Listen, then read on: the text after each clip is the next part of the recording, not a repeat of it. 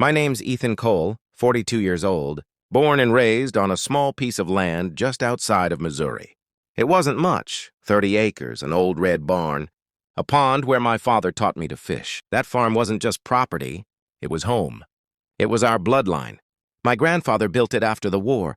My father grew old maintaining it, and I dreamed my kids would one day run barefoot through those same fields. But life doesn't always follow your plans. A few years ago, the drought hit hard. Crops failed, the soil cracked, and bills piled up faster than I could breathe. I tried everything, sold the old tractor, worked nights at a warehouse, begged the bank for one more extension. But banks don't listen to history. They listen to money. One morning, a man in a suit showed up with a letter. Foreclosure notice. They were taking the land. Just like that. 3 generations of sweat and soil gone. I watched them hammer a sign on the fence. Property of First State Bank. And in that moment, something inside me broke. For weeks, I couldn't sleep. I drove past the farm every day, watching strangers measure, plan, and mark everything with flags. They were planning to build luxury homes. The Meadows Estates, they called it.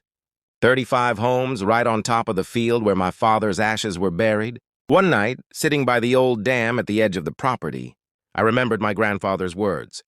If they ever take your land, make sure it remembers you. That sentence kept echoing in my head. And then I knew what I had to do. There was an old irrigation dam built decades ago to feed the crops. Still strong, still holding back more water than anyone realized. I knew the land, every pipe, every slope, every weakness. I waited for the first big storm of the season. Rain poured for 2 days straight. The construction crew had already poured the foundations for their first few homes. That night, I walked to the dam one last time.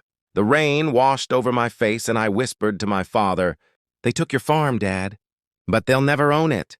Then I opened the gate. The sound was like thunder. Water rushed down the valley, swallowing everything in its path. Cement blocks, lumber, vehicles, all gone.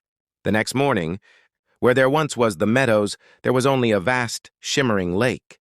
The bank sued, of course, said I destroyed millions in property. But I didn't destroy it, I transformed. They couldn't rebuild. The land was too waterlogged, too unstable. Nature took back what belonged to her. Now, years later, that same lake is a place where families come to fish. Kids swim in the summer and birds nest on the shore. I built a small cabin on the hill, overlooking it all.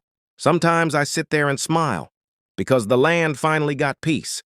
And when people ask what I call it, I tell them softly, Coal Lake, after my father. If this story touched your heart, please like this video, share, and subscribe.